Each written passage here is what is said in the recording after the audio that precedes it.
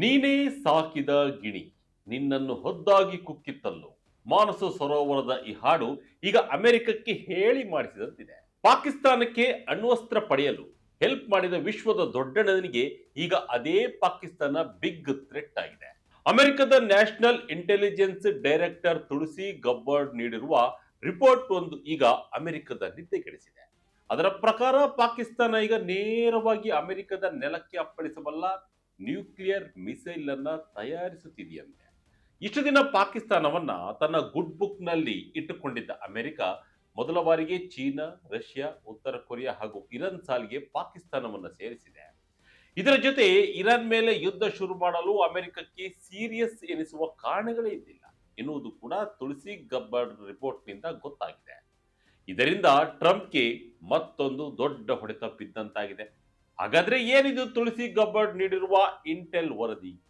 ಪಾಕಿಸ್ತಾನ ಯಾವ ರೀತಿ ಅಮೆರಿಕಕ್ಕೆ ಥ್ರೆಟ್ ಆಗ್ತಾ ಇದೆ? ಇರಾನ್ ಮೇಲೆ ಟ್ರಂಪ್ ಯುದ್ಧ ಸಾರಿದ್ಯಾಕೆ? ಅಮೆರಿಕದ ತಪ್ಪು ನಿರ್ಧಾರಗಳು ಜಗತ್ತನ್ನ ಅಪಾಯದ ಅಂಚಿಗೆ ಹೇಗೆ ದೂಡ್ತಿವೆ ಎಂಬುದನ್ನ ಈ ವಿಡಿಯೋದಲ್ಲಿ ನೋಡೋಣ ಬನ್ನಿ. ಚೀನಾ, ರಷ್ಯಾ, ಇರಾನ್ ಸಾಲಿಗೆ ಪಾಕಿಸ್ತಾನ. ಅಮೆರಿಕಕ್ಕೆ ಪಾಕ್ನಿಂದ ಅಪಾಯ ಎಂದ ತುಳಸಿ. ಹೌದು, ಒಂದು ಕಡೆ ಇರಾನ್ ದೇಶದ ಪರಮಾಣು ಕನಸನ್ನ ಅಮೆರಿಕ ಮತ್ತು ಇಸ್ರೇಲ್ ಸೇರಿ ಅಕ್ಷರಶಃ ಮಣ್ಣು ಪಾಲು ಮಾಡಿವೆ. ಅದರ ಬೆನ್ನಲ್ಲೇ ಈಗ ಅಮೆರಿಕಕ್ಕೆ ಬೇರೆ ದೇಶದ ಥ್ರೆಟ್ ಶುರುವಾಗಿದೆ. ಅದ್ಯಾವುದಂದ್ರೆ ನಮ್ಮ ನೆರೆಯ ಪಾಕಿಸ್ತಾನವೇ ಈಗ ಅಮೆರಿಕಕ್ಕೆ ರಿಸ್ಕ್ ಫ್ಯಾಕ್ಟರ್ ಆಗಿದೆ. ಇದೇ ಅಮೆರಿಕ ದಶಕಗಳ ಕಾಲ ಪಾಕಿಸ್ತಾನದ ನ್ಯೂಕ್ಲಿಯರ್ ಬಾಂಬ್ ತಯಾರಿಕೆಗೆ ಬ್ಲೈಂಡ್ ಸಪೋರ್ಟ್ ಅನ್ನು ನೀಡಿದೆ. ಇರಾನ್ ಮೇಲೆ ಬಾಂಬ್ ಹಾಕುವ ಅಮೆರಿಕ ಪಾಕಿಸ್ತಾನ ಕದ್ದು ಮುಚ್ಚಿ ಅಣುಬಾಂಬ್ ಮಾಡುತ್ತಿದ್ದರೂ ಅದನ್ನ ಉತ್ತರ ಕೊರಿಯಾ ಮತ್ತು ಲಿಬಿಯಾಗೆ ಮಾರುತ್ತಿದ್ದರೂ ಕೂಡ ಸುಮ್ಮನೆ ಕೂತಿದೆ. ಭಾರತ ಅಣುಬಾಂಬ್ ತಯಾರಿಸುವಾಗ ನಮ್ಮ ಮೇಲೆ ನಿರ್ಬಂಧಗಳನ್ನ ಹೇರಿದ್ದ ಅಮೆರಿಕ ಪಾಕಿಸ್ತಾನದ ವಿಚಾರದಲ್ಲಿ ತುಟಿಕ್ ಪಿಟಿಕ್ ಅಂದಿತ್ತಿಲ್ಲ. ಅವತ್ತು ಮಾಡಿದ ಐತಿಹಾಸಿಕ ಎಡವಟ್ಟು ಇಂದು ಸ್ವತಃ ಅಮೆರಿಕಕ್ಕೆ ತಿರುಗು ಬಾಣವಾಗಿದೆ. ಅಮೆರಿಕದ ನ್ಯಾಷನಲ್ ಇಂಟೆಲಿಜೆನ್ಸ್ ಡೈರೆಕ್ಟರ್ ತುಳಸಿ ಗಬ್ಬರ್ಡ್ ರವರು ನೀಡಿರುವ ರಿಪೋರ್ಟ್ ಪ್ರಕಾರ ಪಾಕಿಸ್ತಾನ ಈಗ ನೇರವಾಗಿ ಅಮೆರಿಕವನ್ನ ತಲುಪುವ ಹಾಗೆ ಖಂಡಾಂತರ ಕ್ಷಿಪಣಿಯನ್ನ ತಯಾರಿಸುತ್ತಿದೆಯಂತೆ. ಇದು ಅಮೆರಿಕ ಮಾತ್ರವಲ್ಲದೆ ಭಾರತಕ್ಕೂ ಅಪಾಯಕಾರಿ ಎಂಬುದು ಕ್ಲಿಯರ್ ಆಗಿ ಗೊತ್ತಾಗ್ತಾ ಇದೆ. ಅಮೆರಿಕಕ್ಕೆ ಹೊಡೆಯಲು ಮಿಸೈಲ್ ತಯಾರು. 16,000 ಕ್ಷಿಪಣಿಗಳ ಭಯಾನಕ ರಿಪೋರ್ಟ್. ಇರಾನ್ ಬಳಿ ಅಣುಬಾಂಬ್ ಇಲ್ಲದಿದ್ದರೂ ಅದರ ಮೇಲೆ ಮುಗಿಬಿದ್ದ ಅಮೆರಿಕ ಈಗ ತನ್ನದೇ ತಪ್ಪುಗಳಿಂದ ಬೆಳೆದು ನಿಂತಿರುವ ಪಾಕಿಸ್ತಾನವನ್ನು ನೋಡಿ ಬೆಚ್ಚಿ ಬೀಳುತ್ತಿದೆ. ತುಳಸಿ ಗಬ್ಬರ್ಡ್ ವರದಿಯ ಪ್ರಕಾರ 2035ರ ಹೊತ್ತಿಗೆ ಜಗತ್ತಿನಲ್ಲಿ ಅಮೆರಿಕಕ್ಕೆ ಸವಾಲೊಡ್ಡುವ ಕ್ಷಿಪಣಿಗಳ ಸಂಖ್ಯೆ 3,000ದಿಂದ 16,000ಕ್ಕೆ ಏರಿಕೆ ಆಗಲಿದೆ. ರಷ್ಯಾ, ಚೀನಾ, ಉತ್ತರ ಕೊರಿಯಾ ಜೊತೆಗೆ ಪಾಕಿಸ್ತಾನ ಕೂಡ ಈಗ ಅಮೆರಿಕಕ್ಕೆ ಅತಿ ದೊಡ್ಡ ನ್ಯೂಕ್ಲಿಯರ್ ಬೆದರಿಕೆಯಾಗಿದೆ. ಪ್ರಸ್ತುತ ಪಾಕಿಸ್ತಾನದ ಬಳಿ 2,750 ಕಿಲೋಮೀಟರ್ ರೇಂಜ್ ಇರುವ ಶಾಹೀನ್ 3 ಕ್ಷಿಪಣಿ ಇದೆ. ಆದರೆ ಅಮೆರಿಕದ ಗುಪ್ತಚರಿ ವರದಿಯ ಪ್ರಕಾರ ಪಾಕಿಸ್ತಾನ ಈಗ 5,500 ಕಿಲೋಮೀಟರ್ಗೂ ಹೆಚ್ಚು ದೂರ ಚಲಿಸಬಲ್ಲ ಇಂಟರ್ ಕಾಂಟಿನೆಂಟಲ್ ಬ್ಯಾಲಿಸ್ಟಿಕ್ ಮಿಸೈಲ್ ಟೆಕ್ನಾಲಜಿಯನ್ನ ಡೆವಲಪ್ ಮಾಡ್ತಾ ಇದೆ. ಚೀನಾ ಮತ್ತು ಉತ್ತರ ಕೊರಿಯಾದ ಜೊತೆ ಕೈ ಜೋಡಿಸಿರುವ ಪಾಕಿಸ್ತಾನ ಅಮೆರಿಕದ ಡಿಫೆನ್ಸ್ ಸಿಸ್ಟಮ್ ಅನ್ನ ಭೇದಿಸಿ ನೇರವಾಗಿ ಅಮೆರಿಕದ ನೆಲಕ್ಕೆ ಅಪ್ಪಳಿಸುವ ಕ್ಷಿಪಣಿಗಳನ್ನ ತಯಾರಿಸುತ್ತಿದೆ ಅನ್ನೋದು ವಾಷಿಂಗ್ಟನ್ನ ನಿದ್ದೆಗೆಡಿಸಿದೆ. ಐತಿಹಾಸಿಕ ತಪ್ಪಿಗೆ ಬೆಲೆ ತೆರುತ್ತಾ ಅಮೆರಿಕ. ಪಾಕಿಸ್ತಾನ ನ್ಯೂಕ್ಲಿಯರ್ ಪವರ್ ಆಗಿದ್ದ ಹೇಗೆ? ಹಾಗಾದ್ರೆ ಒಂದು ಕಾಲದಲ್ಲಿ ಅಮೆರಿಕದ ಕಾಲು ಹಿಡಿದು ಬದುಕುತ್ತಿದ್ದ ಪಾಕಿಸ್ತಾನ ನ್ಯೂಕ್ಲಿಯರ್ ಪವರ್ ಆಗಲು ಬಿಟ್ಟಿದ್ದು ಯಾರು ಎಂಬ ಪ್ರಶ್ನೆ ನಿಮಗೆ ಬಂದಿರುತ್ತೆ. ಇದಕ್ಕೆ ಅಮೆರಿಕದ ವಿದೇಶಾಂಗ ನೀತಿ ತಜ್ಞ ಸ್ಕಾಟ್ ಹಾರ್ಟನ್ ಹೇಳುವ ಪ್ರಕಾರ ಇದಕ್ಕೆ 100ಕ್ಕೆ 100 ಅಮೆರಿಕವೇ ಕಾರಣ. 1980ರ ದಶಕದಲ್ಲಿ ಅಮೆರಿಕಕ್ಕೆ ಸೋವಿಯತ್ ಒಕ್ಕೂಟವೇ ಅಂದ್ರೆ ರಷ್ಯಾ ಅತಿ ದೊಡ್ಡ ಶತ್ರುವಾಗಿತ್ತು. ಅಫ್ಘಾನಿಸ್ತಾನದಲ್ಲಿ ರಷ್ಯಾವನ್ನ ಸೋಲಿಸಲು ಅಮೆರಿಕಕ್ಕೆ ಪಾಕಿಸ್ತಾನದ ಸಹಾಯ ಅನಿವಾರ್ಯವಾಗಿತ್ತು. ಇದೇ ಟೈಮ್ನಲ್ಲಿ ಪಾಕಿಸ್ತಾನಿಯ ವಿಜ್ಞಾನಿ ಎಕ್ಯೂ ಖಾನ್ ಯುರೆಂಕೋ ಎಂಬ ಯುರೋಪಿಯನ್ ಕಂಪನಿಯಿಂದ ನ್ಯೂಕ್ಲಿಯರ್ ಡಾಕ್ಯುಮೆಂಟ್ ಗಳನ್ನ ಕದ್ದ. ಆತ ಕದ್ದಿದ್ದಾನೆ ಅನ್ನೋದು ಅಮೆರಿಕದ ಸಿಐಎಗೆ ಪಕ್ಕಾ ಗೊತ್ತಿತ್ತು. ಆದರೆ ಅಫ್ಘಾನ್ ಯುದ್ಧದಲ್ಲಿ ಪಾಕಿಸ್ತಾನದ ಸಹಕಾರ ಬೇಕು ಎನ್ನುವ ಒಂದೇ ಕಾರಣಕ್ಕೆ ಅಮೆರಿಕ ಸುಮ್ಮನಿತ್ತು. ಬಳಿಕ ಬಿಲ್ ಕ್ಲಿಂಟನ್ ಅಧ್ಯಕ್ಷರಾಗಿದ್ದಾಗ ಪಾಕಿಸ್ತಾನ ಚೀನಾದಿಂದ ನ್ಯೂಕ್ಲಿಯರ್ ರಿಯಾಕ್ಟರ್ ಗಳನ್ನ ಖರೀದಿಸುತ್ತಿತ್ತು. ಈಗಲೂ ಕ್ಲಿಂಟನ್ ಕಣ್ಮುಚ್ಚಿ ಕುಳಿತಿದ್ದರು. ಅಷ್ಟೇ ಅಲ್ಲ, ಅದೇ ಎಕ್ಯೂ ಖಾನ್ ಉತ್ತರ ಕೊರಿಯಾಗೆ ಅಲ್ಯೂಮಿನಿಯಂ ಟ್ಯೂಬ್ಗಳನ್ನ ಮಾರಿದ. ಲಿಬಿಯಾದ ಗಡಾಫಿಗೆ ನ್ಯೂಕ್ಲಿಯರ್ ವಸ್ತುಗಳನ್ನ ಮಾರಿದ. ಅಮೆರಿಕ ಇದನ್ನೆಲ್ಲ ನೋಡಿಕೊಂಡು ಸುಮ್ಮನಿತ್ತು. ಅಂದು ಇರಾನ್ನ ನ್ಯೂಕ್ಲಿಯರ್ ಕನಸನ್ನ ಚಿಗುರುವಾಗಲೇ ಹೊಸಕಿ ಹಾಕಿದ್ದರೆ ಇಂದು ಪಾಕಿಸ್ತಾನ ಅಮೆರಿಕಕ್ಕೆ ಗುರಿ ಇಡುವ ಮಟ್ಟಕ್ಕೆ ಬೆಳೀತಿರಲಿಲ್ಲ. America Pakistan big double game. Afghan ಯುದ್ಧದಲ್ಲಿ ಸಿಲುಕಿದ ವಾಷಿಂಗ್ಟನ್. ಇನ್ನು 2001ರ ನಂತರ ಅಮೆರಿಕ ಅಫ್ಘಾನಿಸ್ತಾನದಲ್ಲಿ ತಾಲಿಬಾನ್ ವಿರುದ್ಧ ಯುದ್ಧ ಶುರು ಮಾಡಿದಾಗ ಪಾಕಿಸ್ತಾನ ಆಡಿದ ಡಬಲ್ ಗೇಮ್ ಅಷ್ಟಿಷ್ಟಲ್ಲ. ಅಮೆರಿಕದ ಸೈನಿಕರಿಗೆ ದಿನಸಿ ಶಸ್ತ್ರಾಸ್ತ್ರಗಳು ಹೋಗಬೇಕಿದ್ದರೆ ಕರಾಚಿ ಪೋರ್ಟ್ ನಿಂದ ಖೈಬರ್ ಪಾಸ್ ಮೂಲಕ 700 ಮೈಲಿಗಳ ದಾರಿ ಕ್ರಮಿಸಿ ಅಫ್ಘಾನಿಸ್ತಾನವನ್ನ ತಲುಪಬೇಕಿತ್ತು. ಇನ್ನೊಂದು ದಾರಿ ರಷ್ಯಾ ಮೂಲಕ ಇತ್ತು. ಆದರೆ ಪುಟಿನ್ಗೆ ಶರಣಾಗಲು ಅಮೆರಿಕ ತಯಾರಿರಲಿಲ್ಲ. ಹೀಗಾಗಿ ಪಾಕಿಸ್ತಾನವೇ ಅಮೆರಿಕಕ್ಕೆ ದಿಕ್ಕಾಯಿತು.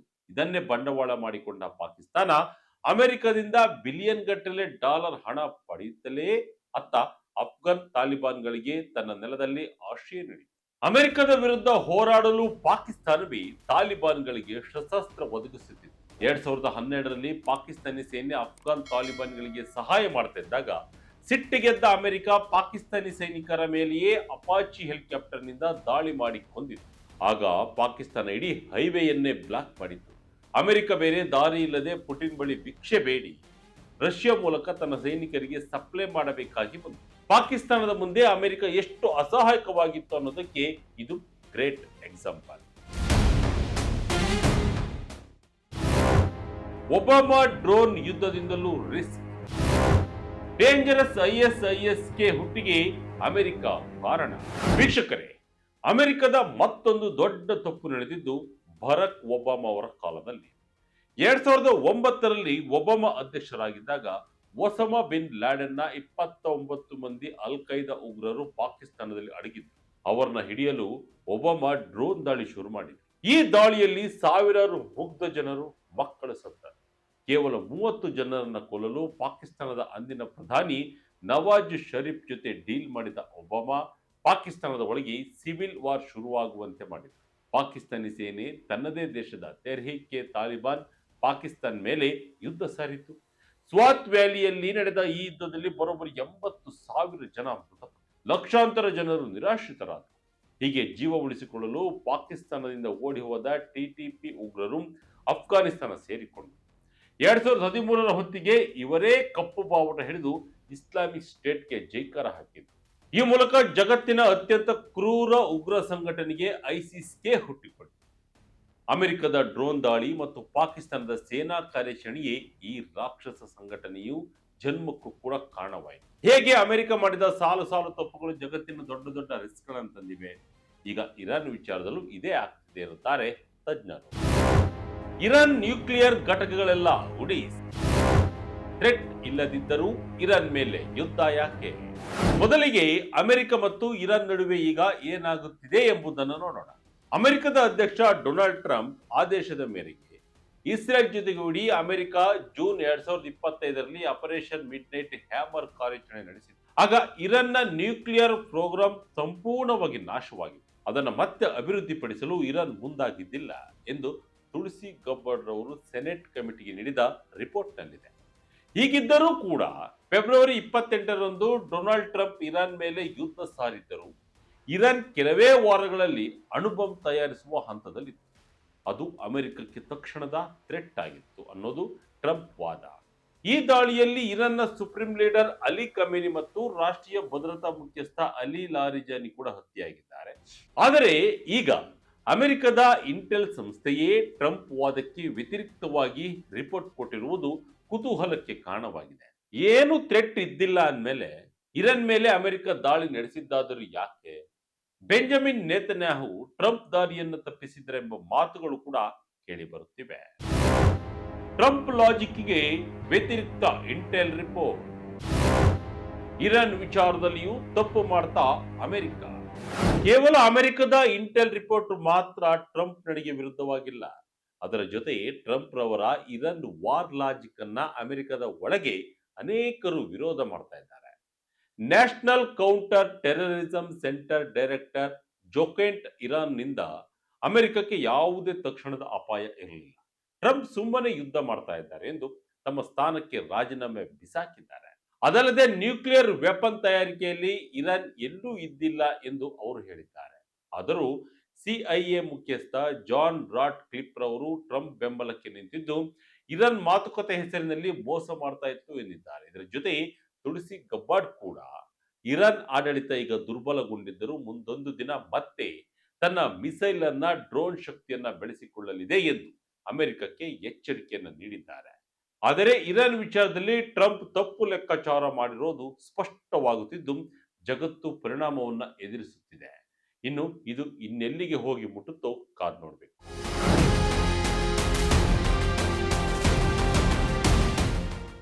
ವೀಕ್ಷಕರೇ, ಇದನ್ನೆಲ್ಲ ನೋಡಿದ್ರೆ ಅಮೆರಿಕದ ವಿದೇಶಾಂಗ ನೀತಿಯ ಡಬಲ್ ಸ್ಟ್ಯಾಂಡರ್ಡ್ ಎಂತಹದ್ದು ಎಂಬುದು ನಿಮಗೆ ಅರ್ಥವಾಗಿದೆ. ಜೊತೆಗೆ ಅಮೆರಿಕ ತೆಗೆದುಕೊಂಡ ನಿರ್ಧಾರಗಳು ಜಗತ್ತಿನ ಮೇಲೆ ಯಾವ ಎಫೆಕ್ಟ್ ಬೀರುತ್ತೆ ಎಂಬುದು ನಿಮ್ಮ ಅರಿವಿಗೆ ಬಂದಿರುತ್ತೆ. ಇರಾನ್ ನ್ಯೂಕ್ಲಿಯರ್ ಬಾಂಬ್ ಮಾಡುತ್ತೆ ಅಂತ ಇಡೀ ಜಗತ್ತಿಗೆ ಸಂಕಷ್ಟ ತಂದಿರುವ ಅಮೆರಿಕ ಅಂದು ಪಾಕಿಸ್ತಾನ ಅಣುಬಾಂಬ್ ಮಾಡುವಾಗ ತನ್ನ ಸ್ವಾರ್ಥಕ್ಕಾಗಿ ಕಣ್ಮುಚ್ಚಿ ಕುಳಿತಿತ್ತು. ಈಗ ಅದೇ ಪಾಕಿಸ್ತಾನ ಚೀನಾ ಜೊತೆ ಸೇರಿಕೊಂಡು ಅಮೆರಿಕಕ್ಕೆ ಹೊಡೆಯಬಲ್ಲ 5500 ಕಿಲೋಮೀಟರ್ ರೇಂಜ್ನ ಖಂಡಾಂತರ ಕ್ಷಿಪಣಿಗಳನ್ನು ತಯಾರಿಸ್ತಾ ಇದೆ. ಅಮೆರಿಕ ಬೆಳೆಸಿದ ಹಾವೇ ಈಗ ಅಮೆರಿಕಕ್ಕೆ ಕಚ್ಚಲು ಬರ್ತಾ ಇದೆ. ಇರಾನ್ ಅನ್ನ ನಾಶ ಮಾಡಿರುವ ಟ್ರಂಪ್ ಈಗ ಪಾಕಿಸ್ತಾನದ ಈ ಅಣ್ವಸ್ತ್ರ ಕ್ಷಿಪಣಿಯ ಥ್ರೆಟ್ ಅನ್ನ ಹೇಗೆ ಎದುರಿಸ್ತಾರೆ ಅನ್ನೋದನ್ನ ಕಾದು ನೋಡಬೇಕಿದೆ. ಇದಾಗಿತ್ತು ಈ ಕ್ಷಣದ ಇಂಟ್ರೆಸ್ಟಿಂಗ್ ಸ್ಟೋರಿ. ಇದೇ ರೀತಿಯ ಸ್ಟೋರಿಗಾಗಿ Vijaya Karnataka website, YouTube page, Facebook page follow ಮಾಡ್ತಾ ಇರಿ. ಧನ್ಯವಾದಗಳು.